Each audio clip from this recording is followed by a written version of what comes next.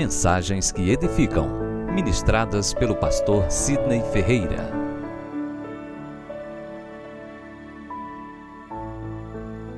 Meus irmãos, a graça e paz, amém? Bem, queridos, mês de setembro é mês de missões. E hoje ao Senhor eu pedi uma palavra para despertar a igreja mais e mais sobre a urgência da missão que nos foi confiada por Deus. Eu gostaria de pedir aos irmãos a gentileza de se colocarem em pé mais uma vez. Vamos abrir a Bíblia em Marcos capítulo 16, versículo 15.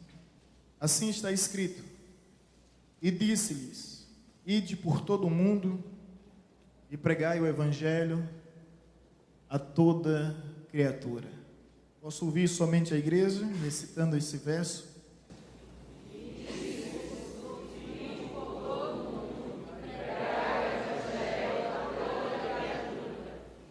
Pai querido, graças te damos, louvamos ao teu santo e maravilhoso nome e rogamos a tua bênção, Pai, sobre a ministração da tua palavra. Nos colocamos à disposição do teu Santo Espírito como instrumento em tuas mãos, reconhecendo nossa limitação e nossa pequenez diante da tua grandeza. No entanto, fazendo menção ao poder que há na tua palavra, nós consagramos diante de ti para que a tua voz se faça ouvir nesse lugar. Essa é a nossa oração em nome de Jesus. Meus irmãos, podeis sentar. O tema da mensagem de hoje é o imperativo missionário. Os irmãos podem repetir comigo? O imperativo missionário. E o que é o imperativo? O imperativo é um modo verbal que expressa uma ordem e um pedido. E nesse texto que foi lido, texto esse muito conhecido, uma narrativa bíblica bastante conhecida e comentada, existe o imperativo missionário. Eu gostaria de fazer uma pergunta retórica, aquela que você não deve se preocupar em responder, mas me diga qual é o imperativo missionário desse texto. Olhe para o texto, leia novamente. Vamos junto? E disse-lhes: Ide por todo o mundo e pregai o evangelho a toda criatura. Qual é o imperativo desse texto? Uma simples leitura, uma leitura superficial, sem o auxílio hermenêutico e exegético, ela vai nos levar a cometer o equívoco de pensar por meio de inferência. E o imperativo desse texto é o ide. Acredito que a grande maioria de vocês devem assim ter pensado. O ide. E assim nós muito ouvimos. O ide, o ide, o ide. E de fato, no português, se encontra no imperativo, denotando essa ordem, denotando esse pedido. No entanto, no vernáculo original, na tradução do grego koiné, esse texto não está no imperativo, mas no particípio auristo, que é mais semelhante ao gerúndio, que significa uma ação contínua, um ato em curso. O particípio auristo do grego equivale ao nosso gerúndio. E de modo que os tradutores não tiveram essa atenção ao traduzir para o português, mas a ideia central aqui é indo. E talvez você se questione, mas e o Kiko? E o que é que eu tenho a ver com isso? O que essa alteração implica diretamente nessa verdade? É porque quando a gente absorve essa ideia do id, a gente de uma certa forma subentende que precisamos romper a barreira geográfica do nosso país para sermos missionários. ou de repente aprender um novo idioma e dominar uma nova língua para sermos missionários. Mas a palavra não é ide, a palavra é indo. Você percebe como muda toda a conotação do sentido original que Cristo nos perpassou? Não é ide, mas indo. Enquanto você vai, enquanto você anda, você vai estar fazendo missão. Sim, pastor, mas de fato, então me explique onde se encontra o imperativo desse texto. Vamos direto ao X da questão. Se não é o ide, qual é o imperativo desse texto? Vou ler agora corrigindo. E disse-lhes: indo por todo mundo e pregai o evangelho a toda criatura. Qual é o imperativo do texto? Pregai. A ordem explícita, o pedido autêntico em forma de exigência, de requisição, indo pregar. Esse é o grande imperativo missionário. Pregai. E o que é pregar? Anunciar, proclamar, apregoar. Esse é o nosso imperativo missionário. Amém? Pregar. E diante do imperativo missionário, algumas perguntas eu quero fazer baseada nesse texto ainda e assim refletir com vocês. Primeira pergunta é: pregar o quê? Pregar o quê? Olha o que o texto nos diz. Pregar o evangelho. O que é evangelho? São as boas novas de salvação. Nunca, em nenhum outro momento na história da cristandade, se tornou tão necessário enfatizar essa verdade. Pregar o evangelho. Porque infelizmente nós temos visto as pessoas pregando diversas coisas, mas não pregando o evangelho. Prega sobre a calamidade, prega sobre a prosperidade, prega sobre filosofias e psicologias. Alguns pastores têm se tornado psicanalistas e utilizado desses recursos e artifícios superficiais, com o propósito de fazer do púlpito um divã, quando na realidade a Bíblia é bem clara, enfaticamente, categoricamente afirma: pregai o evangelho. Na época de Cristo havia pregações da filosofia, pregações do direito. E é incrível quando Pedro olha para Jesus e diz: para onde eu irei, se só tu tens as palavras de vida eterna? E as palavras de Cristo eram o evangelho. Pedro, em outras palavras, está dizendo: eu estou saturado do discurso religioso dos judeus, eu estou saturado do discurso do direito dos romanos, eu estou saturado do discurso filosófico dos gregos. Eu quero o evangelho, a boa nova de salvação. Portanto, pregai o evangelho. Mais do que nunca nós precisamos resgatar esse princípio. Porque de vez em quando eu ligo a televisão, mudando de canais, eu vejo tantas coisas sendo pregadas, menos a palavra de Deus.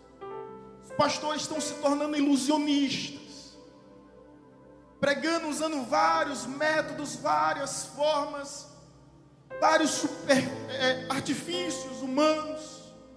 E o evangelho, a essência do evangelho, como dizia C.S. Lewis, o evangelho é puro e simples, basta crer e obedecer. Não tem sido pregado. Não tem sido pregado. Então, nesse culto de missões, nesse mês de missões, diante da temática desse texto, o imperativo missionário, esse imperativo é para mim, é para você. Nós vamos ver isso aqui. Mas o sentido é: qual é o imperativo? Pregar, mas pregar o quê? Não o que o povo quer ouvir, não o que o povo deseja ouvir, mas pregar o evangelho, que de fato é o que o povo precisa e necessita ouvir.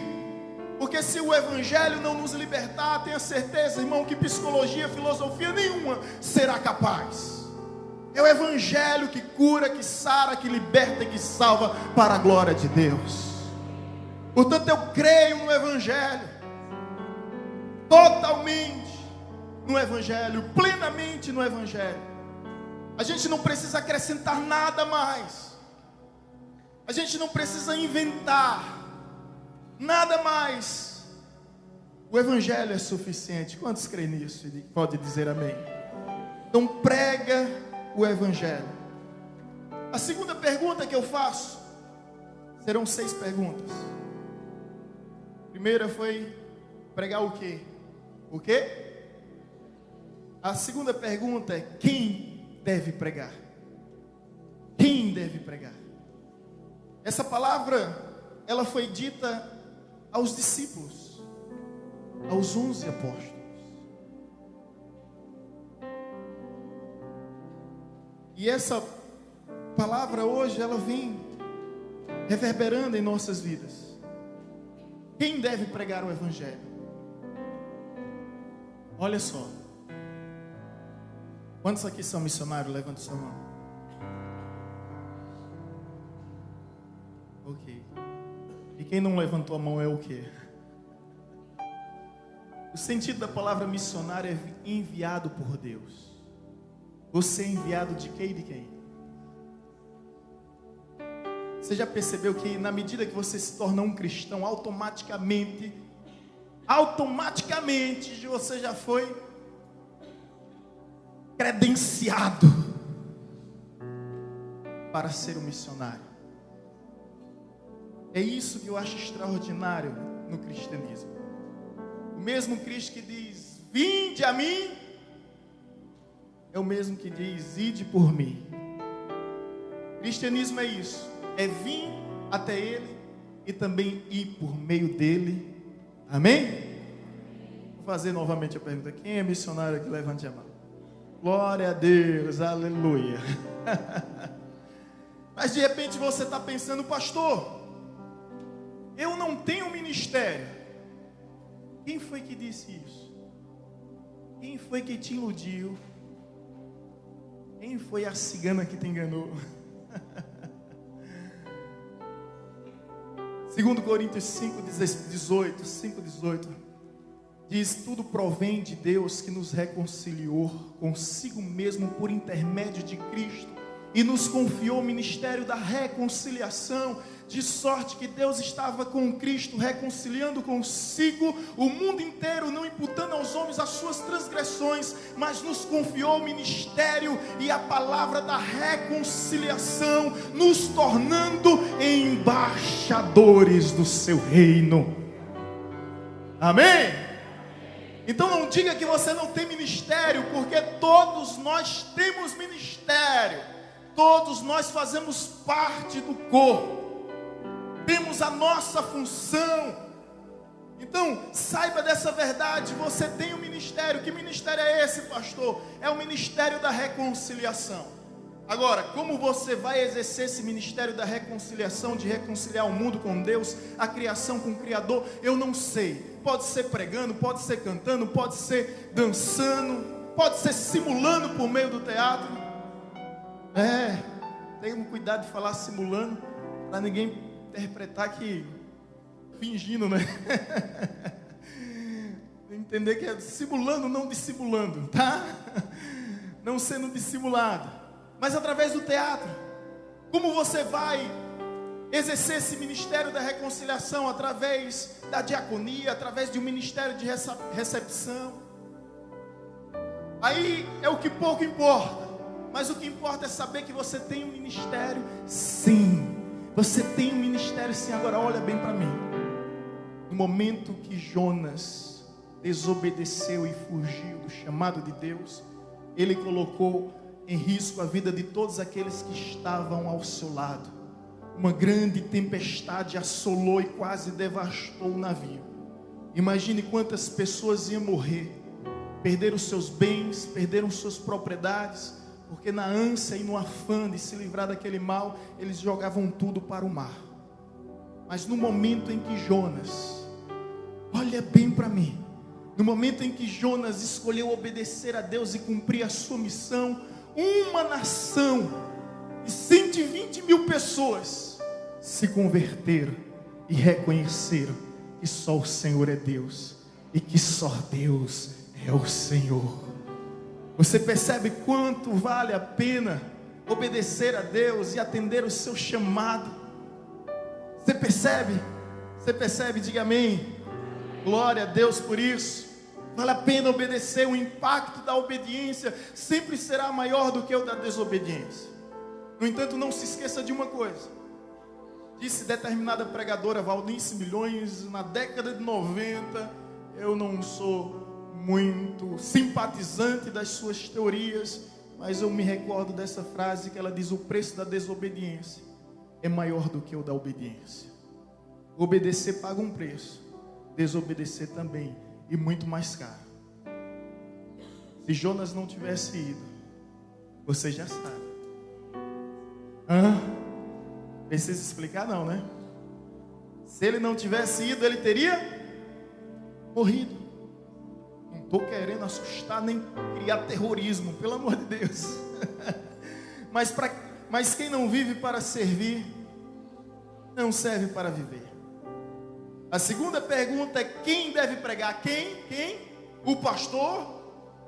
O evangelista? O conferencista? Não!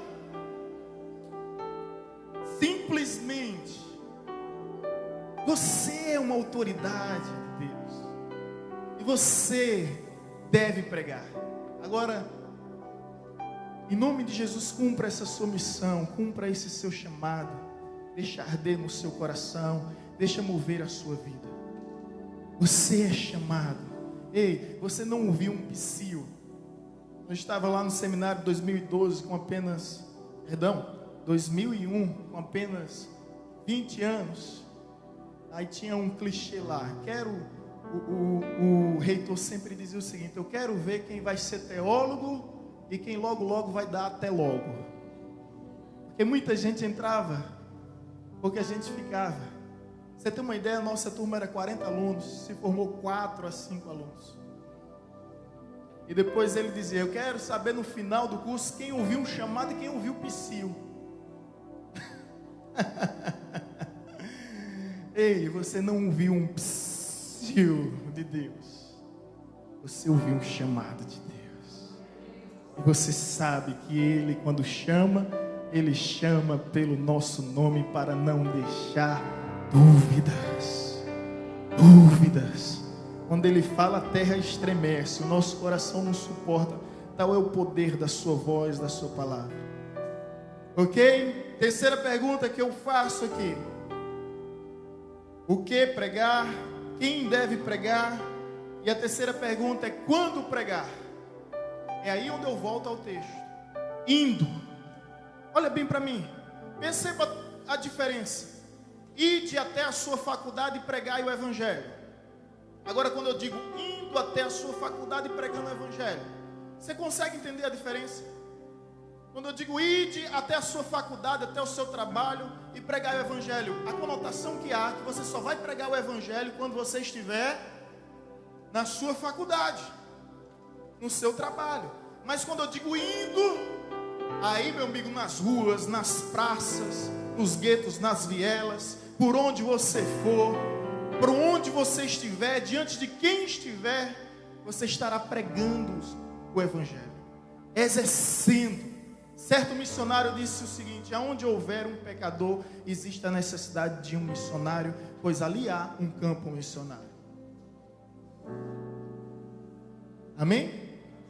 Agora, existem uns adágios que a gente tem que ter cuidado. Como por exemplo, deixa eu ver se eu me recordo. Missões se faz com os joelhos dos que oram, com as mãos dos que cooperam e com os pés dos que vão. Não é isso? Quantos já ouviram? É lindo, poeticamente falando. No entanto, meu querido, missões só se faz indo. Você pode ajudar missões contribuindo, você deve ajudar missões orando, mas você não pode terceirizar a sua responsabilidade. Amém? Você não pode terceirizar sua responsabilidade. Todos nós devemos orar por missões, todos nós devemos contribuir com missões, mas missões só se faz indo. Nós temos que resplandecer a glória de Deus em nós como luz do mundo, não como mundo do mundo, como sal da terra e não simplesmente como terra dessa terra. Temos que fazer a diferença, e só há uma forma de fazer a diferença: incorporando a missão que nos foi confiada, indo daqui da igreja para a sua casa. Você vai ter várias oportunidades de exercer o seu ministério da reconciliação. Várias oportunidades Deus vai te dar, indo, fazendo missões. E isso, gente, é extremamente essencial a compreensão. Extremamente essencial, para que não haja uma deturpação de uma ordem, para que a gente venha ter coerência e saber que missões se faz em todo o tempo. Quando em todo o tempo? 2 Timóteo capítulo 4, versículo 2 diz: prega a palavra em todo tempo. Deixa eu fazer uma ressalva ao primeiro ponto. Prega o quê? Prega o quê? Ok, entenderam? Olha a ênfase: prega a palavra. Não é pregar seus dramas, seus dilemas, suas experiências. Não é usar o púlpito como um desabafo pessoal, externizar todos os seus traumas, como alguns infelizmente têm feito. Mas a ordem é: prega a palavra que é viva, a palavra que é poderosa, a palavra que é eficaz. Amém? Agora, quando prega a palavra em todo tempo, insista em tempo ou fora de tempo,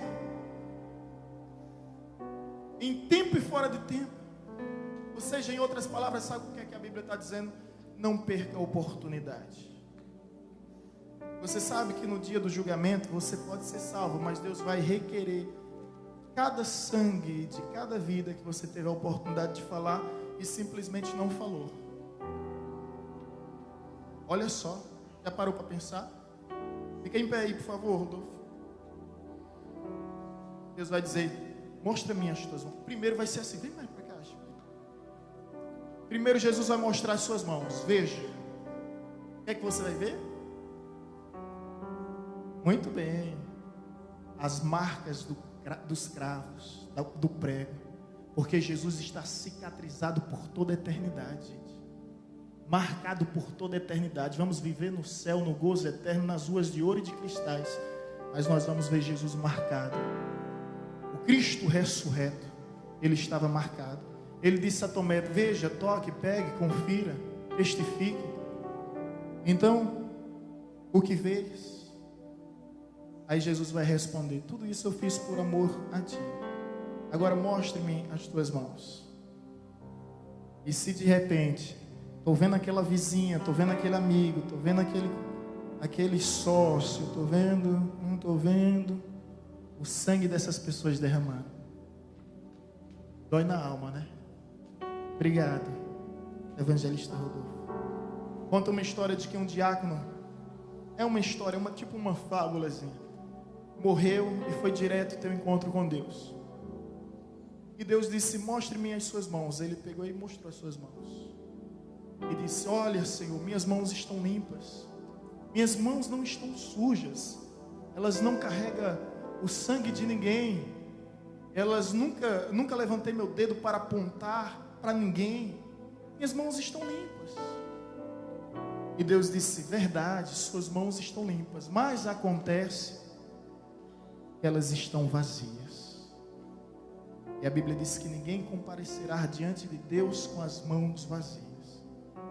Agora eu te faço uma simples pergunta: como estão tuas mãos? É que você carrega e tem carregado em suas mãos.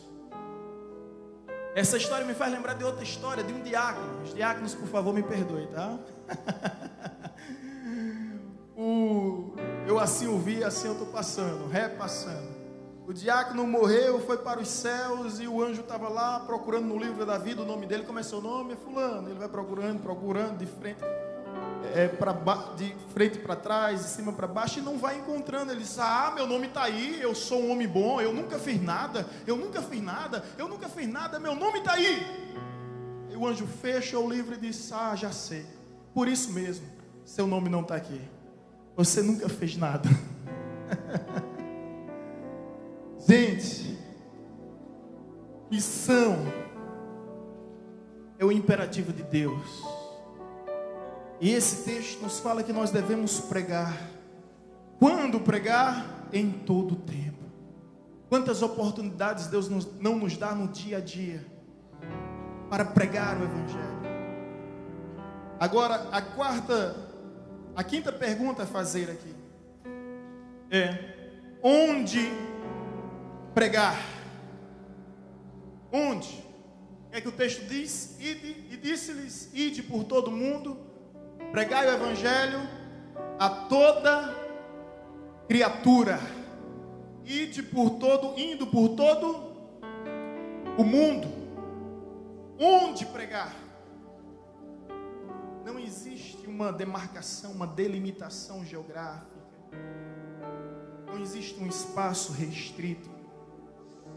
É por isso que está escrito lá em Atos, capítulo 1:8: mas recebereis poder ao descer sobre vós o meu espírito, e ser-me-eis testemunhas em Jerusalém, Judeia, Samaria, até os confins da terra. E sabe por que nós estamos aqui hoje partilhando das maravilhas do Evangelho? É porque os apóstolos não falharam em sua missão. Agora imagine outras gerações que precisam de mim, que precisam de ti, que precisam de nós. Caso contrário, não conhecerão esse Deus que nós conhecemos. Onde devemos pregar? No mundo. Os judeus tinham uma mentalidade muito medíocre, de que somente Israel teria tamanho benefício de conhecer o Evangelho. E Jesus diz aqui: Jerusalém, Judeia, Samaria, até os confins da terra. É como se ele estivesse dizendo a sua cidade, seu estado, sua nação, até os confins da terra. Contextualizando, Paulo Afonso, Bahia, Brasil, até os confins da terra. As regiões mais inóspitas, regiões tribais, de difícil acesso, eles também precisam ouvir o Evangelho. Todos precisam ouvir o Evangelho. Em todo lugar precisa ouvir o Evangelho. Amém? Eu vi dado momento, uma história, um testemunho de um jovem que se converteu e chegou para o seu pastor e disse: pastor, eu tive um sonho. Ele era novo convertido. Ele disse: eu tive um sonho, ia se formando assim no céu, as nuvens com 3 letras, e estava escrito lá VPB. O pastor: e foi, meu filho? Ele foi, é revelação, pastor, é revelação. E sabe o que foi que eu interpretei? Que Deus estava dizendo: vá para Bolívia. Aí o pastor: e foi, meu filho? E você pretende como? Não sei, pastor, mas em princípio eu quero que a igreja me dê um salário para que eu possa me manter lá, que alguns irmãos se comprometam com uma oferta ministerial, porque eu já estou com as malas prontas e estou indo para a Bolívia. Aí o pastor: não, eu não duvido que você teve o sonho, verdadeiramente você teve o sonho, mas a sua interpretação está equivocada. O VPB não é vá para a Bolívia, o VPB é vá plantar batata. Sabe por quê, irmãos? Escuta bem. Não pode ser bênção longe quem não é bênção perto. Ronaldo Lidório, uma das maiores autoridades em missões, ele disse essa frase: não pode ser bênção longe quem não é bênção perto. Você nem aprendeu a servir a Deus em Jerusalém, já quer ir para a Judeia? Fazer o quê? Passeio turístico em nome de viagem missionária? Quer enganar quem? Quantas pessoas a gente vê dizendo: eu vou fazer uma viagem missionária, passeio turístico. Você não quer ser bênção dentro da sua casa, dentro do seu lar. Não quer falar de Jesus para o seu pai, para a sua mãe, para os seus irmãos, para os seus filhos, para os seus vizinhos. mas quer falar de Jesus no outro lado do mundo. Ah, irmão, vou lhe dar uma passagem de ida só para o Afeganistão. Vai fazer missões lá. Vai fazer missões lá. Então nós devemos evangelizar de fato em todo mundo. Mas não se esqueça, em primeiro lugar, Jerusalém. Não vamos abandonar Jerusalém, não vamos esquecer Jerusalém, porque aquele que abandona os seus nega a sua própria fé. Isso é evangelho. Aquele que abandona os seus nega a sua própria fé. Então, próxima pergunta. A quem, enfim, chegamos? A quem devemos evangelizar? O que é que diz o texto? A quem devemos pregar? A toda criatura. Eu gosto de Romanos capítulo 2, versículo 11, que diz: Deus não faz acepção de pessoa. Deus não faz distinção. Rico e pobre. Deus não faz distinção. Grande, pequeno, leigo ou culto, fluente ou anônimo. Deus não faz acepção. Deus não faz distinção. Não importa a classe, o gênero, a cor, a idade, a raça. Não importa a condição, o estado. Deus não faz acepção. Homem, mulher, livre, escravo, judeu e gentio.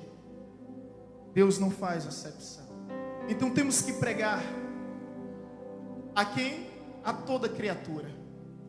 Aos indígenas, tribais, canibais também. Eles precisam ouvir o evangelho de Jesus. Houve um missionário que chegou numa tribo canibal.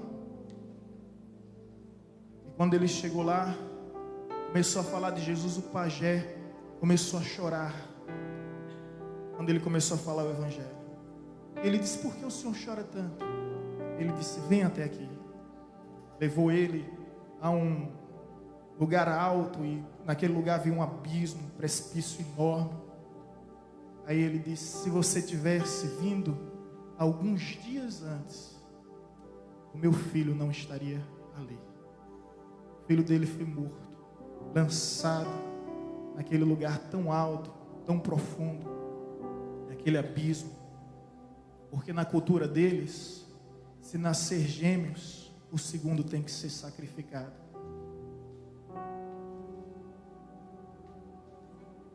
O segundo tem que ser sacrificado. E aquele pai, para cumprir as regras da tradição, ele poupa o primeiro filho, mas lança o segundo. Você já parou para perceber o quanto o evangelho liberta? O quanto o evangelho transforma? O quanto o evangelho é poderoso?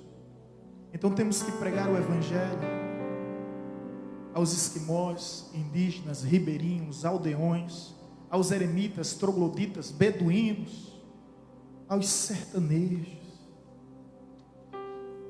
A gente fala evangelizar até os confins do mundo. Eu estou nos confins do mundo.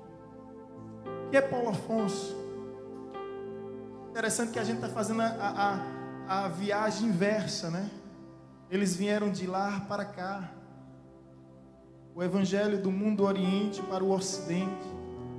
Chegar até em Paulo Afonso. As histórias de homens como Dioclésio, Clemente, pastores antigos aqui, é que eles andavam por dia 100 quilômetros para pregar o evangelho. Eles atravessavam rios numa canoa para pregar o evangelho, para falar de Jesus, para que vidas fossem alcançadas. Eu me considero nos confins da terra e não dever agora de retornar e anunciar o evangelho. Então a quem nós devemos pregar? A todos. Sabia que tem pessoas aqui, eu trabalhei na AMAI, Ação Missionária para a Área Inóspita, pastor Josenildo, lá no seminário, todo ano tinha um impacto missionário, e nós trabalhamos nessa cidade. Eu evangelizei em um lugar em que tinha pessoas no sertão pernambucano que não conhecia Jesus. olha, eu vim falar de Jesus. Olha, Senhor, se for mais um político, eu estou cansado. Vocês só vêm aqui em 4 anos. Eu disse, meu Deus. A senhora nunca ouviu falar de Jesus? Não. Mas estava lá uma estátua de Padre Cícero, 2 metros de altura. Se a senhora nunca ouviu falar de Jesus, ela não sabia quem era Jesus. Não se escandalize não, que aqui há casos. Pastor Michel foi aluno nosso, fez teologia aqui conosco. Ele faz um trabalho missionário, o evangelista Rodolfo sabe muito bem, amigo dele, assim como eu. Regiões aqui próximas. Pessoas que não conhecem Jesus, que nunca ouviram falar de Jesus. E pergunta, quem é esse Jesus? Enquanto a gente vem para a igreja para receber. Mas a pergunta é para quê? Atos 1:8. Mas recebereis poder ao descer sobre vós o meu espírito e ser-me-eis testemunha. Qual é o objetivo de receber tanto poder? Testemunhar a glória de Deus, testemunhar o poder de Deus, testemunhar as maravilhas de Deus, testemunhar a grandeza de Deus. Mas a gente fica com aquela mesquinhez de só pensar em nós, só pensar em nós, só pensar em nós. Os irmãos estão aqui? Então a quem? A todos. E agora? A 6ª pergunta. Mas permita-me recapitular todas elas. A primeira pergunta foi, os irmãos lembram? Pregar o quê? Está anotando aí, meu filho? Cabra macho retado. Primeira pergunta é, por isso que Viviane é apaixonada. Primeira pergunta é pregar o quê? Segunda pergunta, quem deve pregar? Terceira pergunta, quanto deve pregar? Quarta pergunta, onde deve pregar? Quinta pergunta, a quem deve pregar? Sexta pergunta, como se deve pregar? Você não vai falar de Jesus como se estivesse falando de um político, de um artista, de um jogador. Não. Não vai surtir o mínimo efeito a sua pregação. Como se deve pregar? A Bíblia diz em Mateus 28, versículo 18, a grande comissão.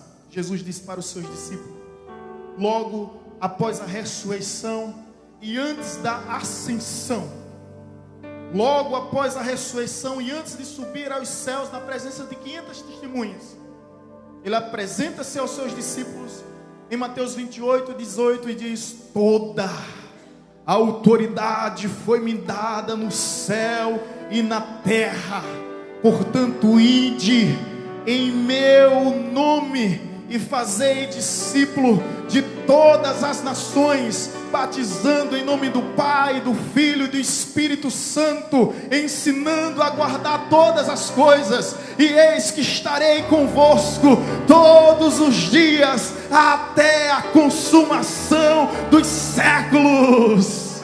Glória a Deus! Glória a Deus! Como deve pregar? Com autoridade. É isso que eu acho lindo em Jesus. Ele não delega a responsabilidade sem antes nos revestir de autoridade. Repito, ele não nos delega a responsabilidade sem antes nos revestir de autoridade. Ide em meu nome, é o que ele diz. Toda autoridade foi me dada no céu e na terra, e você está indo como embaixador, atalaia, arauto, representante daquele que tem toda a autoridade no céu e na terra. Olha que honra! Imagine você sendo um embaixador do Brasil em qualquer outro país, representar a sua pátria, representar o seu povo. Nós não somos embaixadores terrenos, nem mundanos, nós somos embaixadores celestiais do reino eterno do nosso Pai. Então ergue a cabeça, meu irmão, você é filho do rei. Pregar como pregar? Pregar com autoridade, com segurança, com confiança. Como é que as pessoas vão comprar um produto se você mesmo não demonstra convicção? Essa é a maior tática de um vendedor, não é? Você não pode vender aquilo que você não comprou. Como é que você vai tentar convencer alguém de algo se você não está completamente convencido? Aí você começa a falar de Jesus como um artista qualquer. Oh, Jesus é legal, Jesus é bacana. Você não fala verdadeiramente desse Jesus tão extraordinário, tão fantástico, que muda a nossa história, que transforma a nossa vida. E nós não falamos dele como um demiurgo qualquer, como uma entidade distante nos panteões das divindades erguida por mãos humanas. Nós falamos desse Jesus vivo, Emanuel, Deus conosco. Tem muita gente falando de Alá, um Deus que está sempre para lá, mas o nosso Emanuel é Deus aqui e agora. Eis que estou convosco até a consumação dos séculos. Ei, Ele está contigo, Ele está contigo, Ele está contigo. Você não está só. Nós não estamos só. Então como pregar? Com autoridade, meu irmão, com ousadia, com segurança, com convicção. Eu quero concluir aqui dizendo o seguinte. Você está em Marcos 16:15? Lembra quando eu pedi, não fecha a Bíblia? Marcos 16:15. Assim diz: e disse-lhe: ide por todo mundo, pregai o evangelho a toda criatura. Quem crê e for batizado será salvo, quem porém não crê será condenado. Esses sinais hão de acompanhar aqueles que crê. Em meu nome expulsarão demônios, falarão novas línguas, pegarão em serpente, e se alguma coisa mortífera beberem, não lhes fará mal. Se impuserem as mãos sobre enfermos, eles ficarão curados. Eu quero concluir aqui dizendo que, bem claro, bem enfático, bem categórico, que você está pregando o evangelho. Não é o evangelho humano, é o evangelho divino. É por isso que o apóstolo Paulo, em Romanos capítulo 1, versículo 16, ele diz: eu não me envergonho do evangelho, porque é poder de Deus. Quer saber? Nós não pregamos tendência, nós não pregamos modismo, nós não pregamos achismo e axiologias humanas. Nós pregamos o evangelho. E sabe o que é que eu aprendo aqui nos textos posteriores do versículo 15, do versículo 16, 17 e 18? É que o evangelho é pleno e suficiente. Repita comigo: pleno, suficiente. Olha o que o evangelho nos ensina: os sinais seguirão aos que creem em meu nome. O evangelho nos apresenta os dois elementos essenciais para vivermos uma vida de maravilhas e de milagres na presença de Deus. E esses elementos essenciais não são óleos ungidos em Israel, não é rosa branca, não é ramo de arruda, não é água fluidificada, não é sal grosso, não é nada disso que tem apresentado nos nossos dias. O evangelho não precisa disso, não se resume a isso. Isso não é evangelho. O evangelho nos explica: os sinais seguirão aos que creem. Somente a fé. Somente a fé. Você não vai barganhar nada com Deus, você não vai comprar nada com Deus. Somente a fé. Agora, essa fé não é em algo, essa fé não é uma fé aleatória, evasiva, descontextualizada. Porque tem muita gente hoje que tem fé na fé, e fé na fé é superstição. Nós precisamos ter fé em Jesus, porque Ele diz: os sinais seguirão os que crêem em meu nome. Em meu nome. E aí eu me deparo diante de um evangelho completo. Eu não preciso acrescentar mais nada, porque esse evangelho me oferece, além da salvação, a cura, a libertação, a bênção, a prosperidade, os milagres, as maravilhas de Deus. É um pacote completo. Os sinais seguirão os que creem. Aqueles que forem batizados serão salvos, expulsarão o demônio, libertação, curarão enfermos, saúde. Olha que coisa, irmãos. O evangelho é pleno, é completo. Por isso eu volto ao início de tudo. O imperativo missionário é pregai. Pregai o evangelho. Você foi comissionado para isso. Eis, você foi escolhido para isso. Eu me sinto tão honrado, vocês nem imaginam. Não pelos títulos que eu tenho, mas pela missão que me foi confiada, que não difere da missão que lhe foi confiada. Juntos nós exercemos o sacerdócio real. Somos missionários, enviados de Deus. E o que importa é que os homens nos reconheçam como ministro de Deus. É por isso que o apóstolo Paulo diz: eu não prego por vanglória, eu não prego para mim vai descer.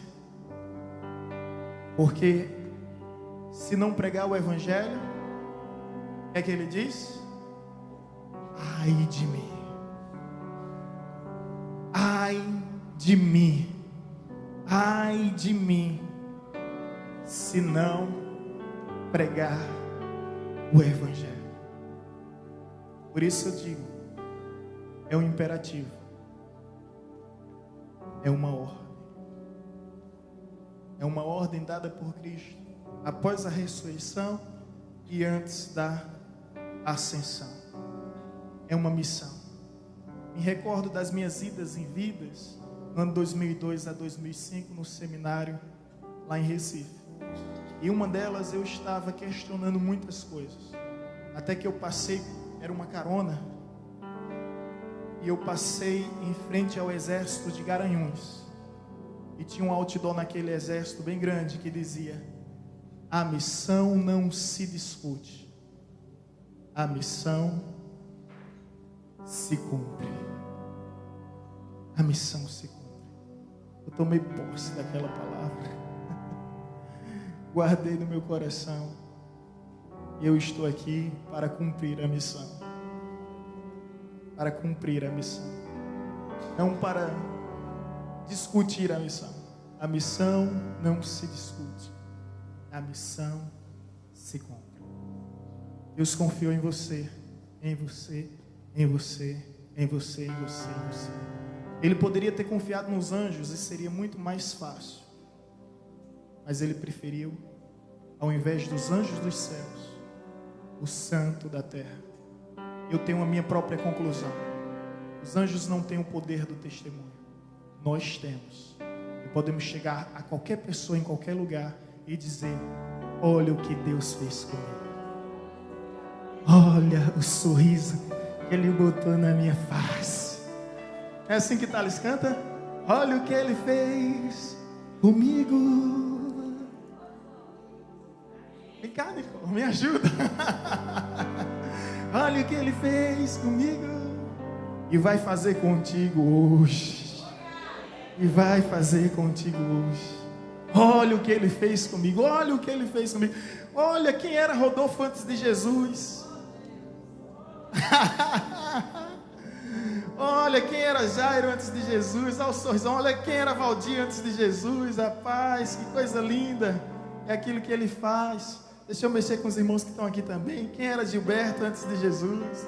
Quem era Alessandro antes de Jesus? Olha o que Ele fez conosco. Olha o que Ele tem feito conosco. Amém? Esse é o imperativo missionário. Prega, prega, prega, prega o Evangelho. Deixa o resto com Deus. Quem conscientiza o homem do pecado, da justiça e do juízo é o Senhor. Eu vi uma história que Deus acordou uma pessoa na madrugada, era quase meia-noite. E Deus levou essa pessoa por uma rua e começou a dizer: Jesus salva. Eu disse: olha, grite, Jesus salva. E essa pessoa: estou ficando louco. Que voz é essa? Meu Deus, será que eu estou maluco? E ele decidiu obedecer e andando nas ruas: Jesus salva, Jesus salva, Jesus salva. De repente sai uma pessoa do beco armada, chorando, com uma arma na mão, dizendo: eu ia tirar minha vida agora. Eu disse: Deus, me dá um sinal se o Senhor ainda tem um propósito comigo nessa terra. E você começou a gritar uma hora dessa: Jesus salva. Eu disse: não, é coisa do além. Eu faço um voto, se falar de novo eu acredito. Jesus salva. Não, não é possível que seja comigo. Se falar de novo, é comigo. Jesus salva. Ele saiu do buraco onde ele estava e foi lá e disse: é comigo. Eu quero esse Jesus que salva. Eu quero esse Jesus que cura, que liberta, que sara, que transforma. Eu quero esse Jesus. Oh, aleluia. Louvado seja teu nome, meu Deus. É esse Jesus que cremos. Enquanto a evangelizadora estiver nessa terra e não for arrebatada para os céus, nós vamos aqui pregar a palavra. Um dia eu disse aqui, às vezes a gente não tem tempo suficiente para corrigir. Eu disse: olha, eu não sou adepto da teologia da prosperidade. Se eu fosse, eu não andava no meu carro. Eu louvo a Deus pelo meu carro. Não estou sendo, como é que eu posso dizer, ingrato. Agora que meu carro está me dando dor de cabeça, tá, vocês não imaginam. Só abre a minha porta, aí eu saio, abro para a Vanessa a porta. Todo mundo: olha aqui, pastor Cavalheiro, né? De repente, eu contei nessa ocasião também que o Vanessa ia trabalhar às 6h30, ela pega de 7 horas, o pneu furou. Mas, de repente você pensa: mas qualquer carro fura o pneu. Mas, só que já era a segunda vez em menos de 24 horas. Sabe, eu tinha trocado o pneu, então tá uma agonia. Às vezes ele para, é só graça. Mas eu não estou reclamando do carro não. Louvado seja Deus, pior seria se assim não fosse. Eu não amo tudo que tenho, ou melhor, não tenho tudo que amo, mas amo tudo que tenho. Agora Rodolfo é testemunha minha, ele vai me entender. Quando eu recebi aqui uma proposta, aparentemente nada ilegal, nada imoral, mas de participar de algo piramidal, onde me oferecerem um mês 15 mil e me oferecerem um ano 1 milhão para essa igreja. E aí eu estou lá no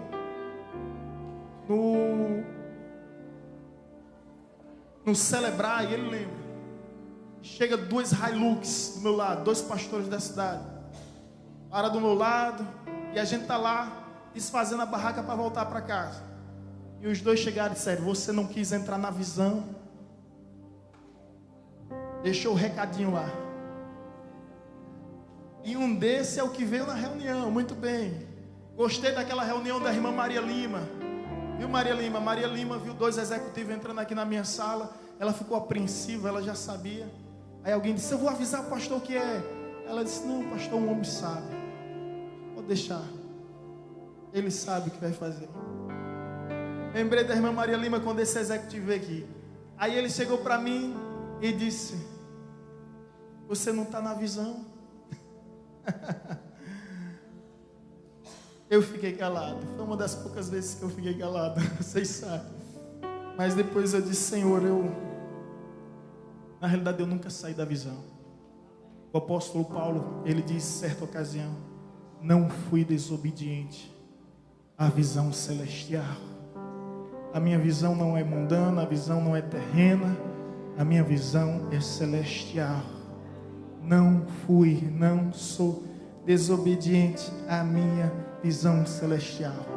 E enquanto eu viver e nesse mundo existir, e sobre mim pesar essa responsabilidade de apregoar o Evangelho, eu vou proclamar tão somente a palavra. Esse é um pacto que eu fiz ainda no seminário, momentos antes da formatura. Era um pacto de fidelidade. Eu fiz 3 pactos com Deus. Pacto da santidade: Senhor, que eu nunca seja escândalo para o teu nome. Se um dia eu vier a ser escândalo, que o Senhor me leve antes. Segundo pacto, o pacto da disponibilidade. O teto da minha paróquia é o céu. Não vou criar raízes em nenhum lugar. Para onde o Senhor me enviar, eu irei.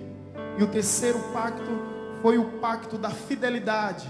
Se a Bíblia falar, eu falo. Se a Bíblia não falar, eu não falo. E ali selei essa aliança com o meu Deus. E um dos pactos que eu mantenho é o pacto de fidelidade à palavra. Então, meu compromisso é pregar a palavra. Pregar a palavra. Nada mais, nada além. Porque eu acredito que a palavra por si só é suficiente. Ela é poderosa em nome de Jesus. Amém? Eu posso um dia até trocar de carro, ter algo melhor, mas é firmado na palavra. Não é iludido por visão humanas e terrenas. Vamos fazer essa aliança com Deus. Eu te convido a se colocar em pé em nome de Jesus.